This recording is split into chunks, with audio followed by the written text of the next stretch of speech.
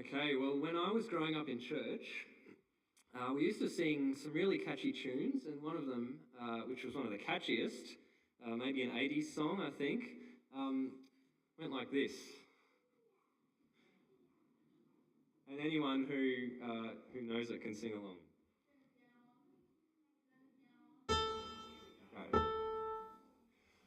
We bring sacrifice of praise. Anyone into the house of the Lord? We bring sacrifice of praise into the house of the Lord. Thank you, Adele. Okay. Thank you, Jill. I don't know how many of you actually know that song, but for me, when I read these words in Hebrews, through Jesus, therefore, let us continually offer a sacrifice to God, a sacrifice of praise. That starts ringing in my head. And we might think, as I did growing up, that's what we're doing. We're here in church and we're offering a sacrifice of praise, as it says, the fruit of lips that profess his name. But as I've been learning more about the idea of sacrifice in the Bible, I'm wondering, is singing songs, is talking about God in church, is that what this is talking about? One question is, what is sacrificial about that? Well, some of you might think, well, actually singing in front of other people can be sacrificial.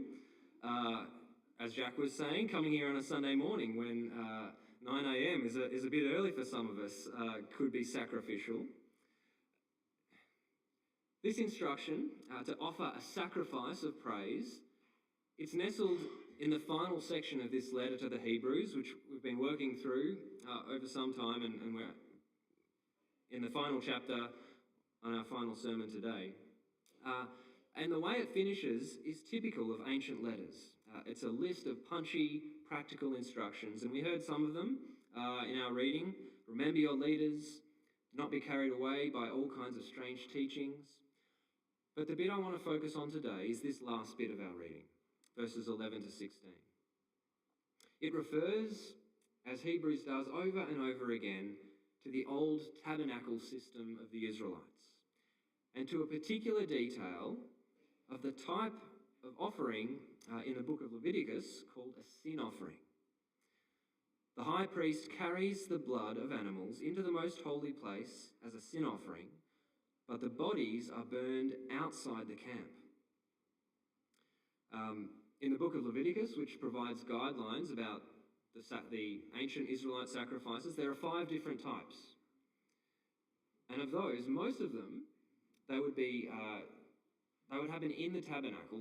The bodies of the animals would be cooked in the tabernacle. But only in one, called the sin offering, is the body of the animal, most of it, taken outside the camp, and it's burned outside the camp. Why would this be the case? Well, if you've read the Gospels, do you remember where people with leprosy and skin diseases lived? Outside the city. And do you remember what they had to say if people approached them? Unclean. They had to warn people, stay away from us. We're dangerous. We're you might get sick. Outside the city, outside the camp, was the place of uncleanness and unacceptance. No one wanted to be there. And in Leviticus, this particular practice, the sin offering, is probably about taking people's sin away from them and away from the camp, burning it outside the camp.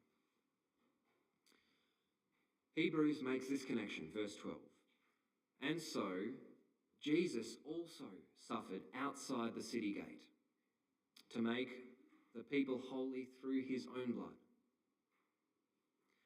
For Jesus to become a sin offering for us, he had to go outside the camp.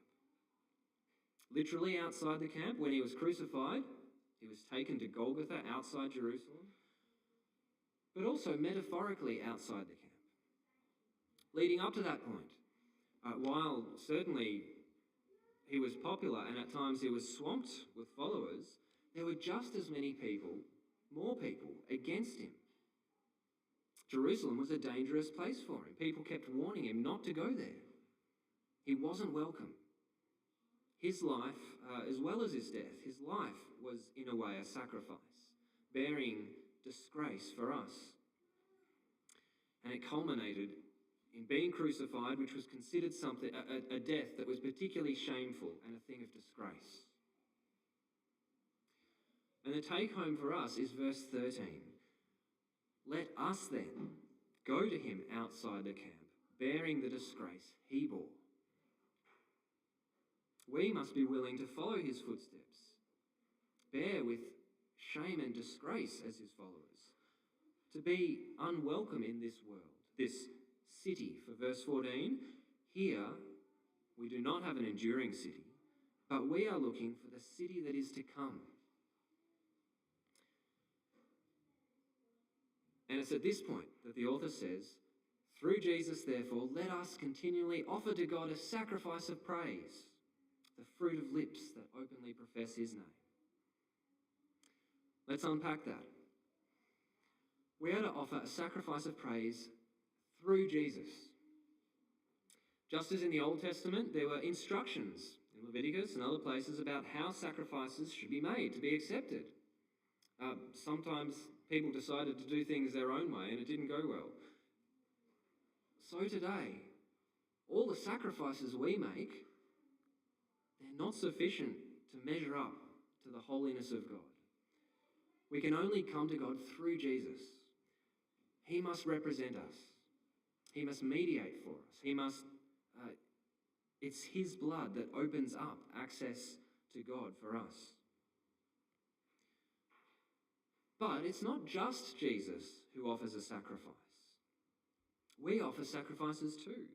It says, let us offer to God a sacrifice of praise, the fruit of lips that profess his name. Sacrifice in the Bible, it's a bigger idea than we might realise. Back in Leviticus, it includes not only the sin offerings and the guilt offerings, but fellowship offerings, a celebratory meal, grain offerings where the worshipper brings the ingredients for a loaf of bread. The bread gets baked. There's no blood involved at all. These were the sacrifices of the people. The things they brought for those sacrifices were costly. And in the New Testament, not just in Hebrews, Paul tells the Philippians he's being poured out like a drink offering on the sacrifice and service of their faith.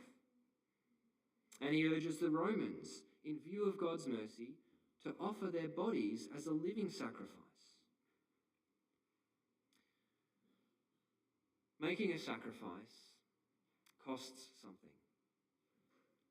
Not just singing songs, but going outside the camp, bearing disgrace.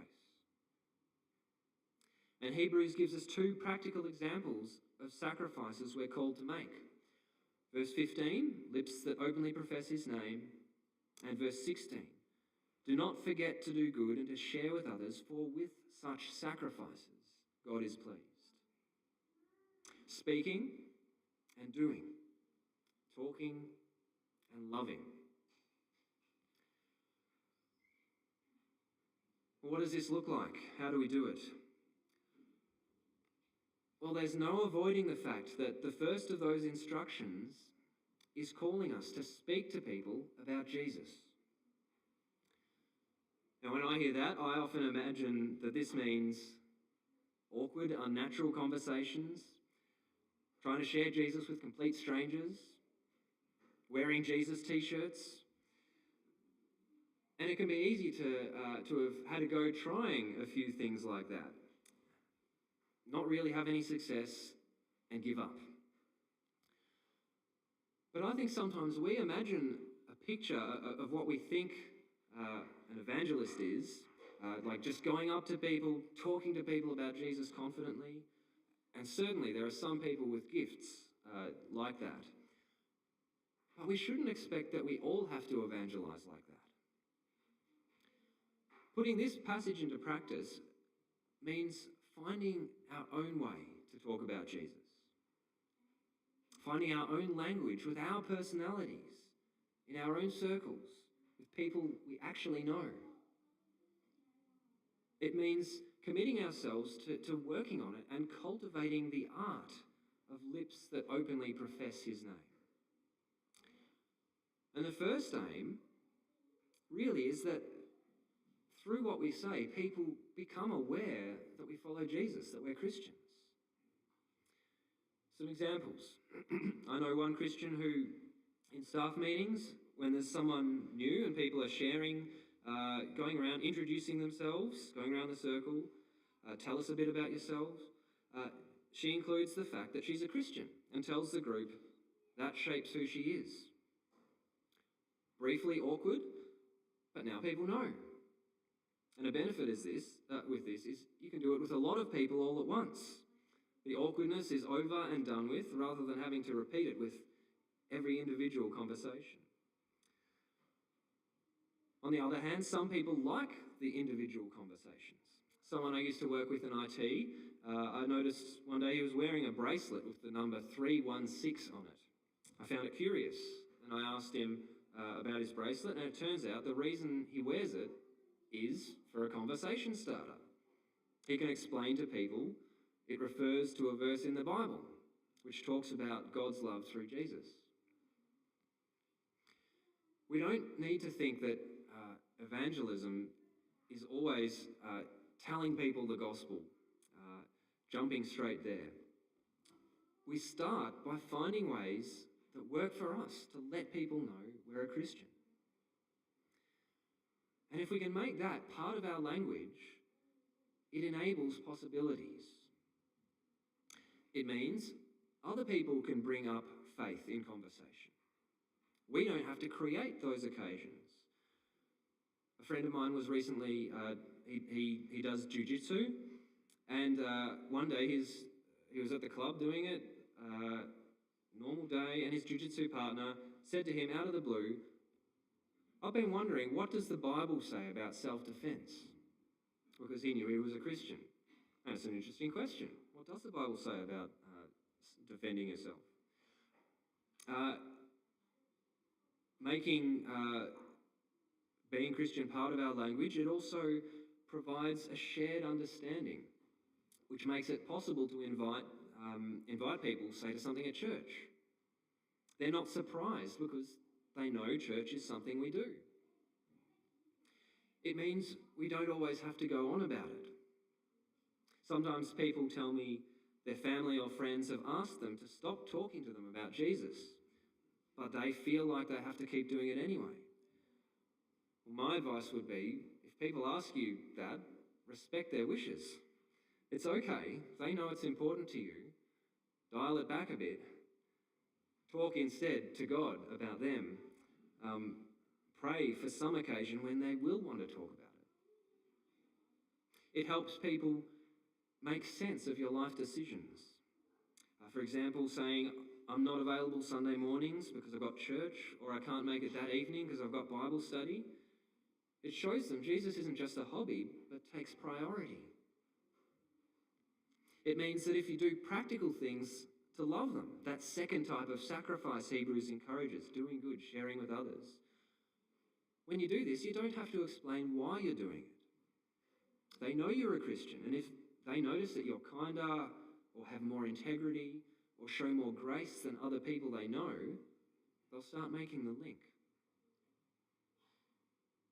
Sometimes Christians get scared of being too different to the culture around us. Affirming publicly that we're Christians, I think it can actually help with this, because it helps people understand why you might think differently on certain issues.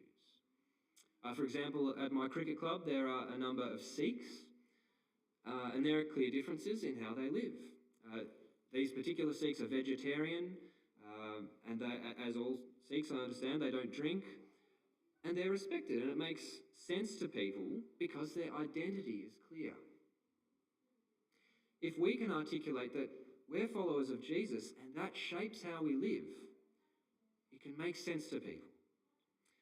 As one Christian leader said in an interview over controversial beliefs, "We don't teach this because it's what we've decided is best. It's because we're trying to follow Jesus and be faithful to him. We're different to this world. We do not have an enduring city here. We're looking for the city that is to come. Go to him outside the camp. bearing the disgrace he bore. But of course, not all disgrace is good. It's no good if we have to bear with disgrace because we're doing wrong. Any disgrace we bear should be because we're following Jesus. And we have to be clear about this because it happens a lot. In today's world, people can be very fickle about what they think is disgraceful. They can change their minds quickly. There's confusion, really, because it's not based on any foundations, but just on common consensus, which can change. But some encouragement from that is that this means that people can also quickly change their minds about Christians. For while there are aspects to following Jesus which are unpopular, there are other ways which remain praiseworthy, like caring for the lepers, for people outside the camp when no one else will. Do not forget to do good and share with others, for with such sacrifices God is pleased. If people actually see that we're willing to go outside the camp and help others, that can be a powerful testimony. And remember why we're making these sacrifices, why it's important that we visibly represent Jesus. It's because as much as we want to do good and share with others, we know that all our efforts there will only be a band-aid fix. We can help, but we can't fix their poverty or loneliness or dysfunctional relationships. The best thing we have to offer people is actually Jesus himself. He's the one who suffered outside the city gate to make people holy through his own blood. Through him, people can be strengthened by grace. We're called to bring sacrifices to God, our own sacrifices, costly ones, regularly through Jesus.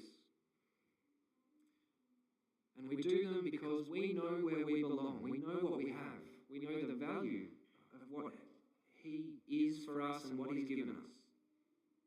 If we're thinking of this world as our city, we'll stay inside the camp. We'll avoid the disgrace Jesus bore. We won't openly profess his name. We'll offer no sacrifice of praise. But if we're looking for our true hope, for the city that is to come, we'll go outside the camp where he went. We'll bear the disgrace he bore. We'll openly profess his name. We'll offer a sacrifice of praise. Let's pray. Our generous God, thank you that Jesus suffered outside the city gate to make us holy through his own blood, and that we have a city which is to come. Help us continually, through him, offer a sacrifice of praise. Help us find our own language to speak to people about Jesus. Give us the drive to do good and share with others. Equip us with everything good for doing your will. Work in us what is pleasing to you, through Jesus Christ, to whom